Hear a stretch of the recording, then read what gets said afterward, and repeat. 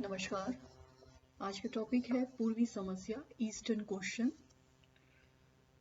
पूर्वी समस्या से तात्पर्य उन अंतर्राष्ट्रीय समस्याओं से है जो यूरोप में तुर्की साम्राज्य के पतन से उत्पन्न हुई थी।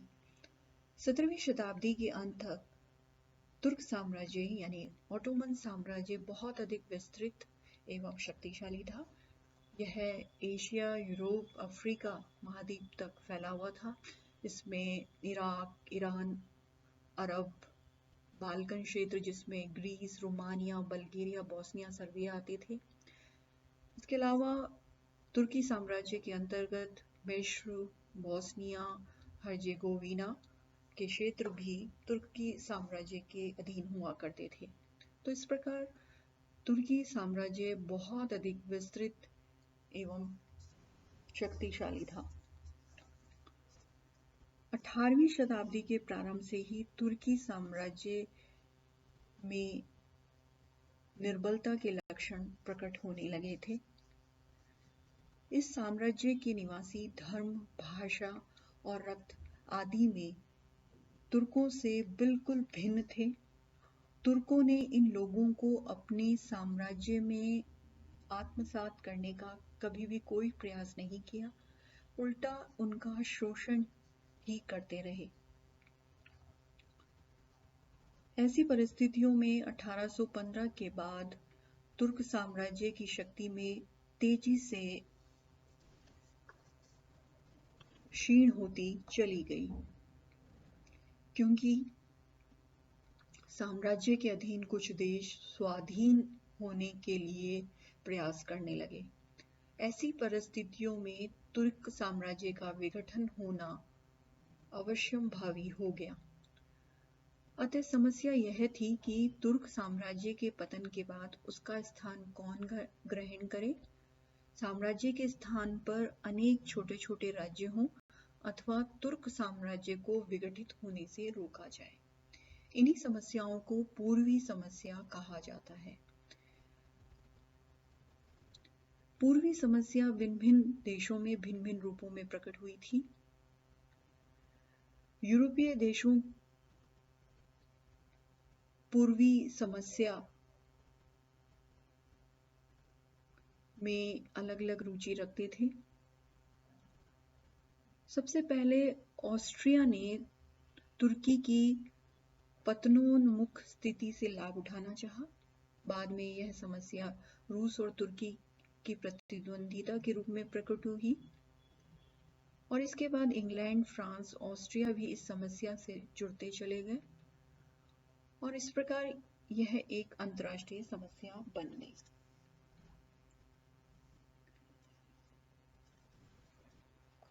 पूर्वी समस्या में रूस की विशेष रुचि थी। वह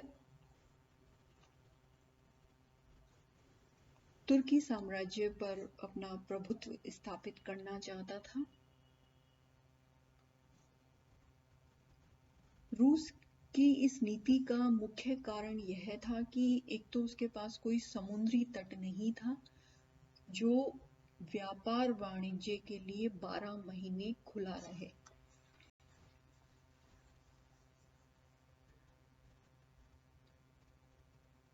दूसरा कारण ये था कि रूस अपनी जल शक्ति में वृद्धि करना चाहता था और इसलिए वह काला सागर और उसके जल डमरुओं पर अपना नियंत्रण स्थापित करने का इच्छुक था।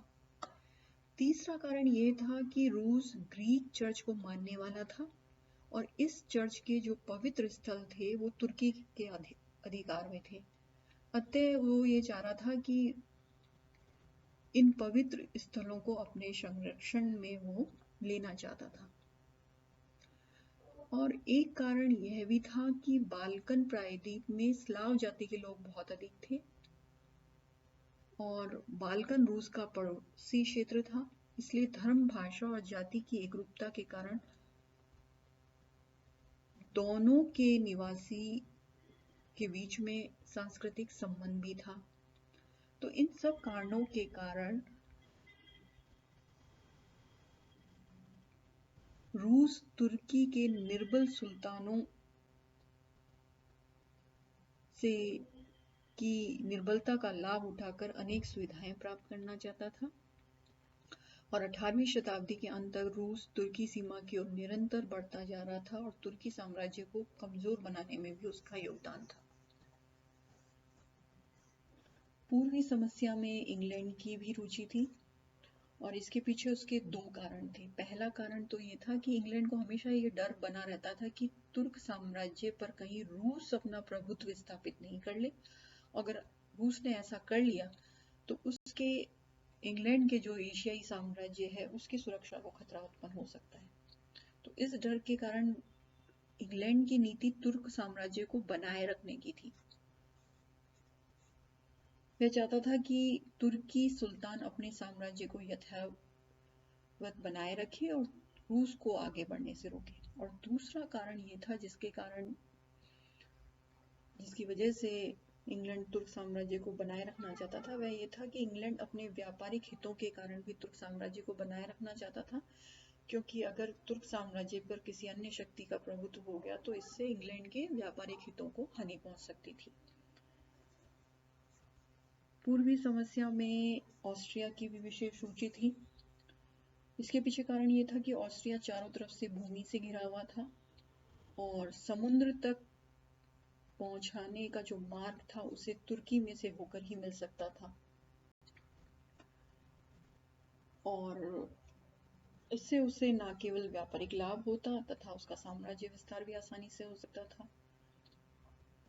और ऑस्ट्रिया का जो मुख्य व्यापार होता था वो डैन्यूब नदी से होता था और इसलिए ऑस्ट्रिया नहीं चाहता था कि डैन्यूब के मुहाने पर काला सागर पर रूस का प्रभाव स्थापित हो।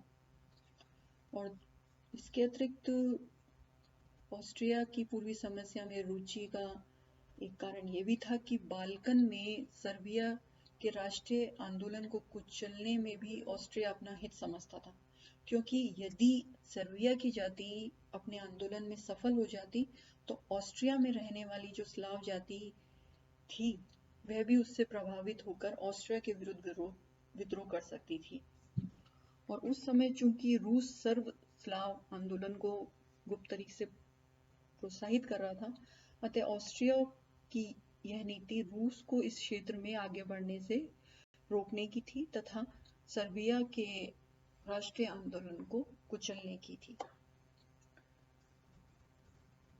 पूर्वी समस्या में फ्रांस की भी रुचि थी और इसके पीछे राजनीतिक कारण न होकर अधिक धार्मिक और व्यापारिक कारण थे।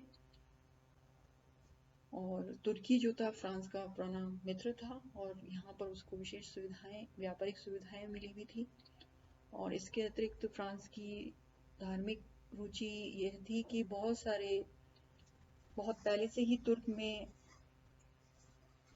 जो पवित्र स्थल थे उन रोमन कैथोलिकों का वो संरक्षक था।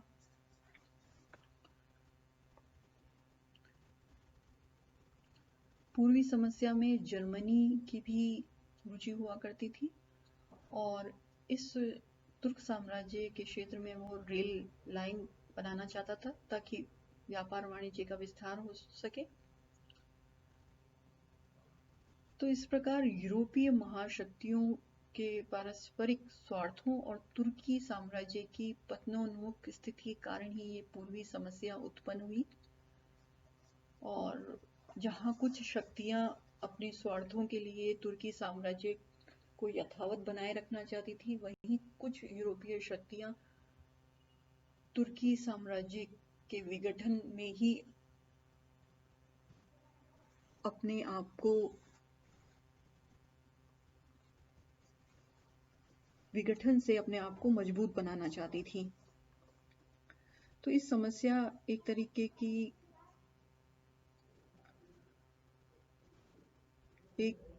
की गठिया रोग जिसको इस समस्या को संज्ञा दी जाती है, जो कभी टांगों को तो कभी हाथों को अशक्त करता रहता है।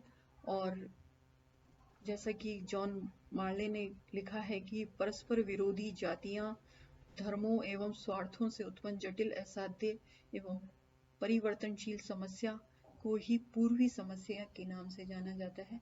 और यह पूर्वी समस्या आगे चलकर प्रथम विश्व युद्ध